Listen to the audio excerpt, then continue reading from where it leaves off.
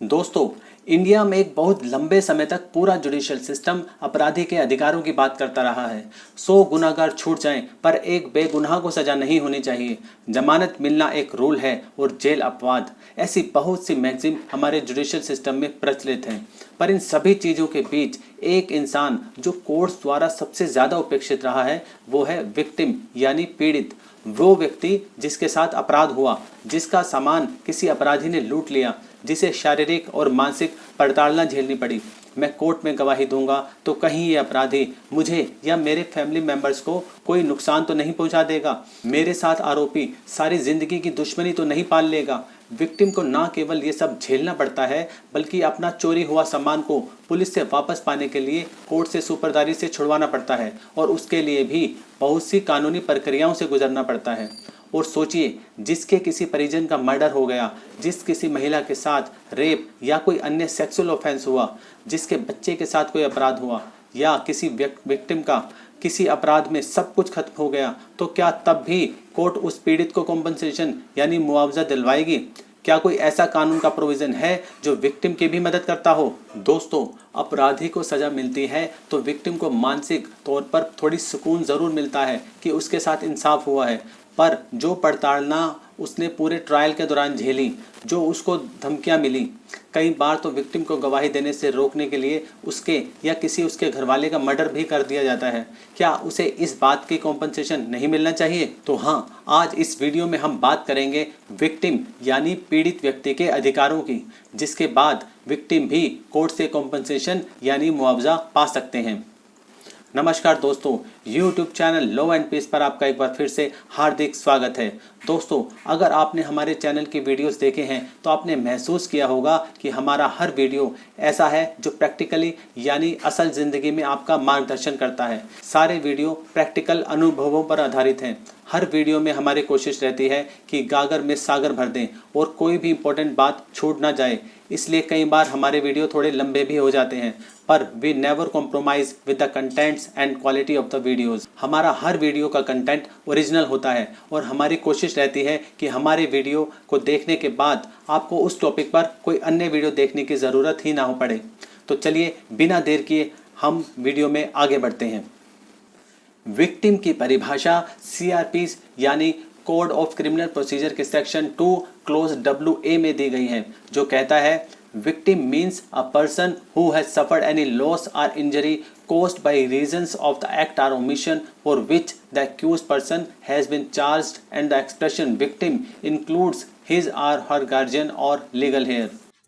अर्थात विक्टिम वह व्यक्ति है जिसे आरोपी के किसी कार्य के करने या ना करने से कोई हानि या क्षति पहुंची है और विक्टिम के अंदर उसके गार्जियन और उत्तराधिकारी भी शामिल हैं। यानी अगर पीड़ित व्यक्ति की मृत्यु हो गई है तो उसके उत्तराधिकारी या गार्जियन भी मुआवजा के लिए एप्लीकेशन कोर्ट में मूव कर सकते हैं। विक्टिम की मदद के लिए सबसे इम्पोर्टेंट प्रोविज़न है सेक्शन 357 और सेक्शन 357A CRPC, जिसके बारे में आज हम चर्चा करेंगे। सेक्शन 357 और 357A CRPC के ज़्यादातर कोर्ट्स ने सालों तक यूज़ नहीं किया। सेक्शन 357 CRPC कहता है कि जब भी कोर्ट किसी आरोपी को गिल्टी हेल्ड करती है तो वो विक्टिम को हर्जाना यानी कॉम्पनसेशन देने का भी ऑर्डर करेगी।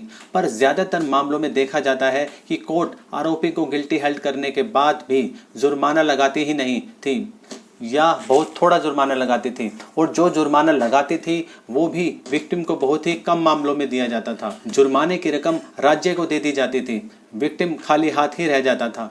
इसी बात को सुप्रीम कोर्ट ने नोटिस किया और Ankush Shivaji Gaikwad versus state of Maharashtra judgment में, जो कि 3 मई 2013 को सुप्रीम कोर्ट की डबल बेंच ने प्रोनाउंस की थी, इसमें कोर्ट द्वारा विक्टिम को कॉम्पनसेशन देने के लिए गाइडलाइंस इशू की गई। चलिए ब्रीफ में हम आपको इस जजमेंट के फैक्ट्स भी बता देते हैं। अंकुश शिवाजी गायकवाड़, जो कि इस केस में एक्यूज्ड था, अन्य 2 एक्यूज्ड के साथ जब एक खेत से गुजर रहा था तो उस पर कुत्ते ने भौंकना शुरू कर दिया। गुस्से में आकर अंकुश ने आयरन पाइप से कुत्ते को मारना शुरू कर दिया। खेत के मालिक ने इसका विरोध किया तो अंकुश व उसके साथियों ने उसको भी आयरन पाइप से मारा और उसके कुछ दिन बाद हॉस्पिटल में मृत्यु हो गई। ट्रायल कोर्ट ने एक्यूज को सेक्शन 302 में कन्विक्ट किया और प्रत्येक कन्विक्ट पर 2000 रुपये का जुर्माना लगाया। कन्विक्ट्स ने हाई कोर्ट में इस फैसले के खिलाफ अपील फाइल की, जो कि डिसमिस हो गई। फिर मामला आया सुप्रीम कोर्ट। सुप्रीम कोर्ट ने सेक्शन 302 की सज़ा को सेक्शन 304 पार्ट 2 में कन्वर्ट कर दिया और इसके बाद सुप्रीम कोर्ट ने डिस्कस किया सेक्शन 357 सीआरपीसी के कॉम्पनसेशन के प्रोविज़न को।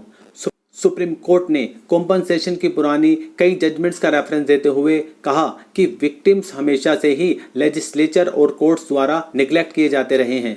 सुप्रीम कोर्ट ने अन्य देशों द्वारा अपनाए गए कॉम्पनसेशन के प्रोविजंस का भी जिक्र किया।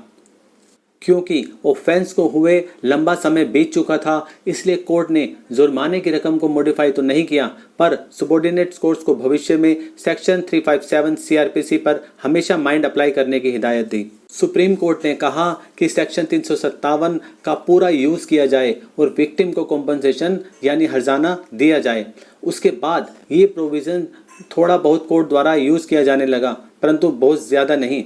परंतु साल 2020 में दिल्ली हाई कोर्ट की एक और लैंडमार्क जजमेंट आई, जिसका टाइटल था Karan versus state of NCT of Delhi और Sunny versus state of NCT of Delhi. दोस्तों, ये दोनों टाइटल एक ही जजमेंट के हैं, इसमें आप कंफ्यूज मत होइएगा। इस जजमेंट में कहा गया कि सेक्शन 357 के प्रोविज़न का कोर्ट सख्ती से पालन करेंगी और अगर विक्टिम को कॉम्पनसेशन कोर्ट्स ग्रांट नहीं कर रही तो वो कारण बताएगी। इस जजमेंट के मेन पॉइंट्स के थ्रू आज हम आपको बताएंगे कि विक्टिम के अधिकारों के लिए कोर्ट्स ने क्या इंपॉर्टेंट गाइडलाइंस पारित की हुई हैं। अगर इन मामलों में कोर्ट विक्टिम के कॉम्पनसेशन को लेकर कोई ऑर्डर पास नहीं कर रही है तो वो इस Karan versus state of NCT of Delhi judgment का रेफरेंस देकर अपने लिए कॉम्पनसेशन का ऑर्डर करवा सकते हैं या अन्य अप्रोप्रिएट स्टेप भी ले सकते हैं। दोस्तों, इस करंट जजमेंट्स में कहा गया, नंबर 1, सेक्शन 357 मैंडेटरी प्रोविज़न है, यानी यह एक आवश्यक प्रोविज़न है और एक्यूज को सजा देते समय सभी कोर्ट्स को इस सेक्शन को कंसीडर करना चाहिए।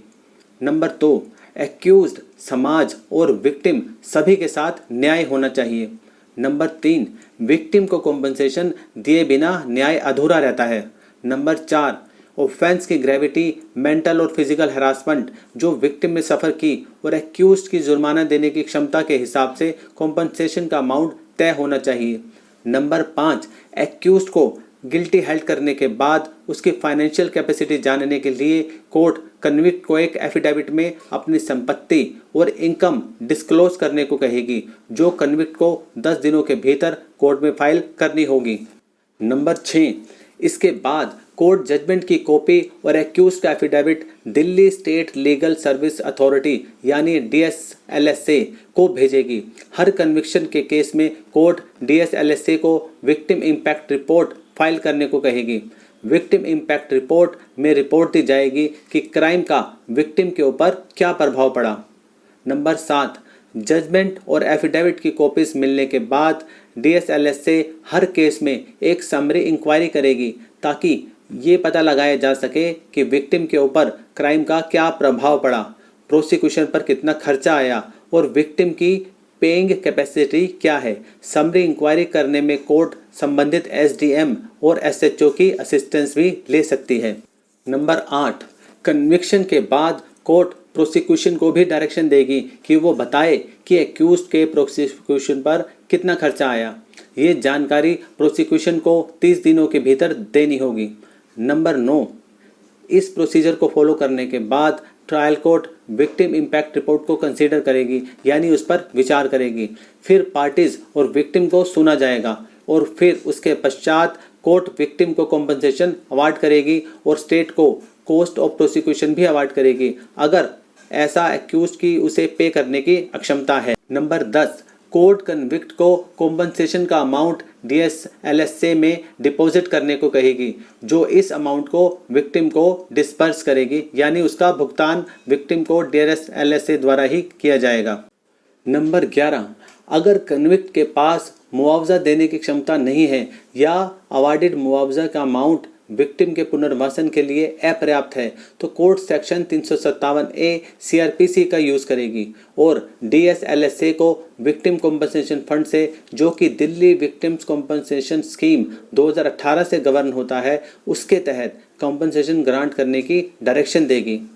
नंबर 12, उन सभी पेंडिंग अपील और रिविजन्स में जो कि ऑर्डर ऑन सेंटेंस के खिलाफ फाइल की गई हैं और जिनमें सेक्शन 357 का ऑर्डर पास नहीं हुआ है, पब्लिक प्रोसिक्यूटर एप्लीकेशन फाइल करेगा और कोर्ट को ये रिक्वेस्ट करेगा कि वह एक्यूज्ड को आय और संपत्ति का एफिडेविट फाइल करने की डायरेक्शन पास करे।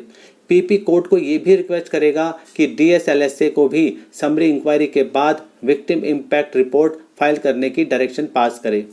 Number 13, honourable high court of Delhi ने कहा कि सभी ट्रायल कोर्ट्स हर महीने सेक्शन 357 सीआरपीसी के ऑर्डर्स की डिटेल्स देते हुए स्टेटमेंट फाइल करेंगी।